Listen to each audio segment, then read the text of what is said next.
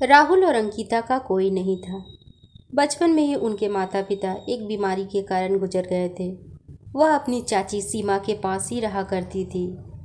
सीमा राहुल और अंकिता को कभी भी स्कूल पढ़ने के लिए नहीं भेजती। वह उनसे घर के काम ही करवाया करती, कभी भी प्यार उनसे नहीं करती। हर वक्त दोनों बच्चों को डांटती ही रहा करती।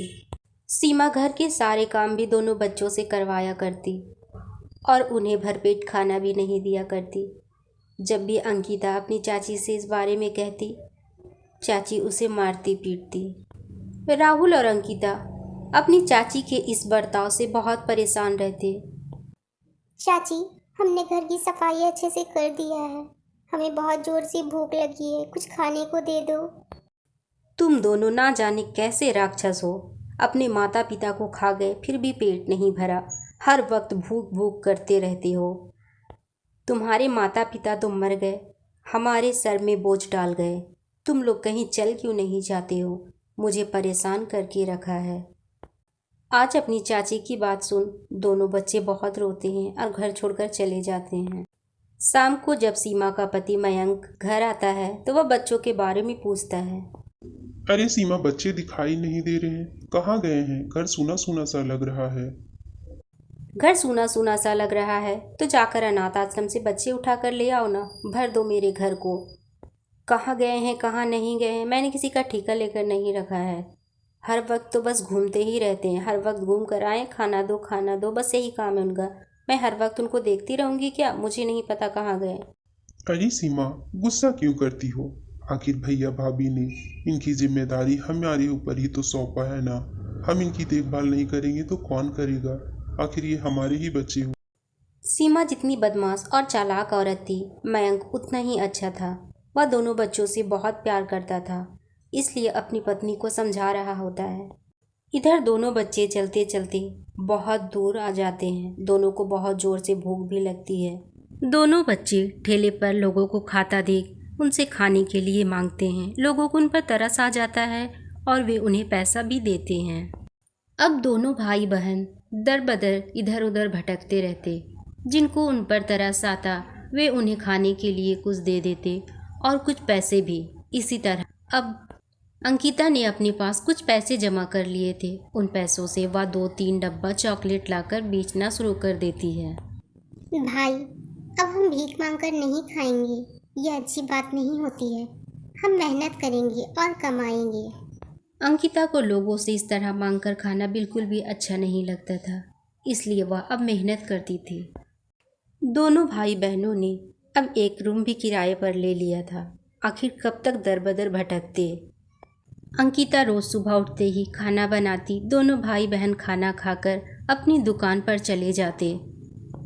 गांव वाले भी दोनों बच्चों की बहुत मदद किया करते थे। वे दोनों जो भी पैसा कमाते उन्हें अपने पास में रखा करते थे। बेचारी अंकिता तो थोड़े बहुत ही पैसे कमा पाती थी।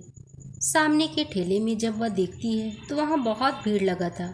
सामने एक व्यक्ति पिज़्ज़ा बेच रहा था, जिसे खाने के लिए लोगों की भीड़ जमी थी। अंकिता सोचने लगती है, आखिर यह व्यक्ति ऐसा क्या बेचता है इस ठेले में जिसे खाने के लिए लोग इतने दूर दूर से आते हैं।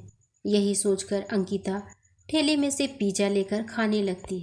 अंकिता और राहुल को पिज़्ज़ा खाकर बहुत मज़ा आ रहा था। अरे वाह, ये तो वाकई में बहुत स्वादिष्ट है। अब मुझे समझ में आया लोग इतने भीड़ में खड़े होकर इसे क्यों खाना चाहते हैं। ये इतना स्वादिष्ट है, एक बार जो खाएगा उसे बार बार खाने का मन तो करेगा ही। नेहा पिज़्ज़ा का स्वाद भूल ही नहीं पा रही थी। उसे भी लग रहा था कि अब पिज़्ज़ा बनाकर बेचने से ही कुछ होगा।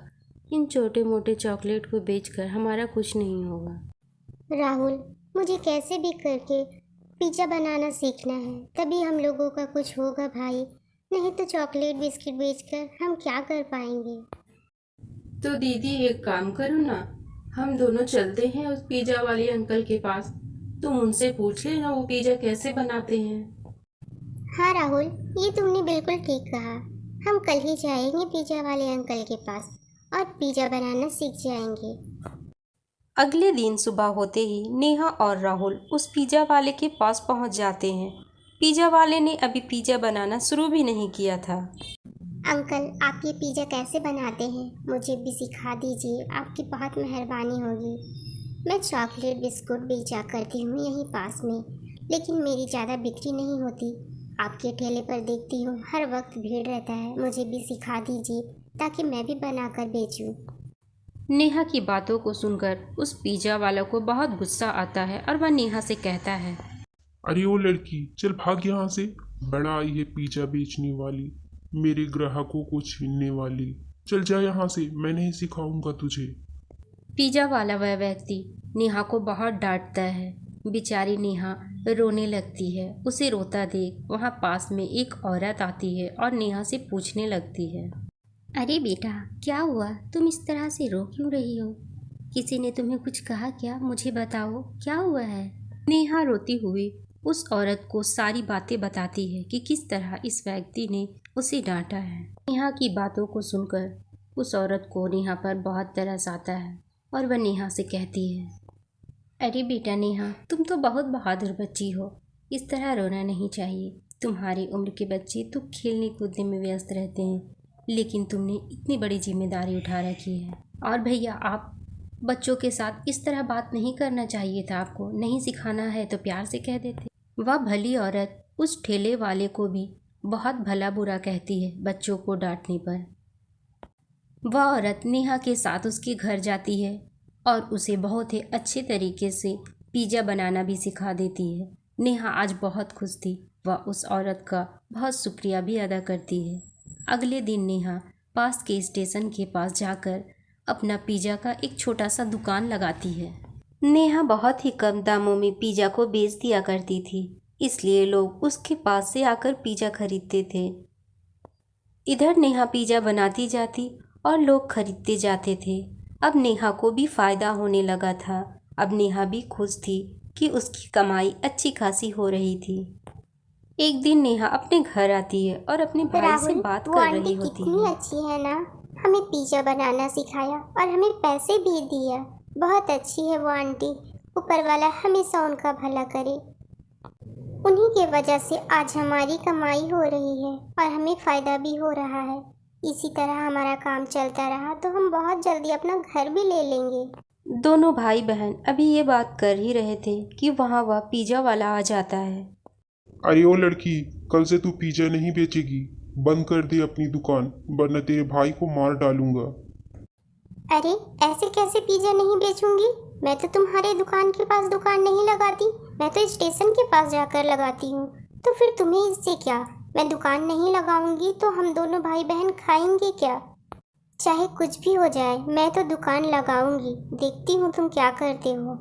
थोड़ी ही देर में वो भली औरत भी वहाँ आ जाती है और उस व्यक्ति से कहती है, अच्छा, तो तुम बच्चों को धमकी देने आए हो। मैंने सारी बातें तुम्हारी रिकॉर्ड कर ली है। अब ये सारी बातें मैं पुलिस को सुनाऊंगी कि तुम बच्चों को किस तरह से धमकी दे रहे हो।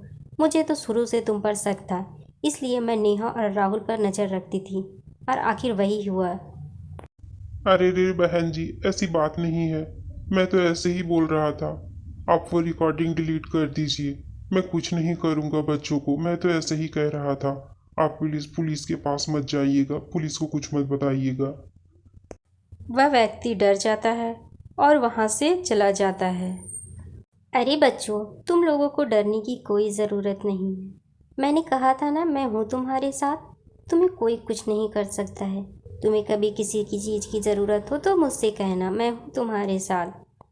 और अब वह बदमाश व्यक्ति तुम दोनों को परेशान भी नहीं करेगा, क्योंकि मेरे पास उसके खिलाफ सबूत जो इकट्ठा हो गया है।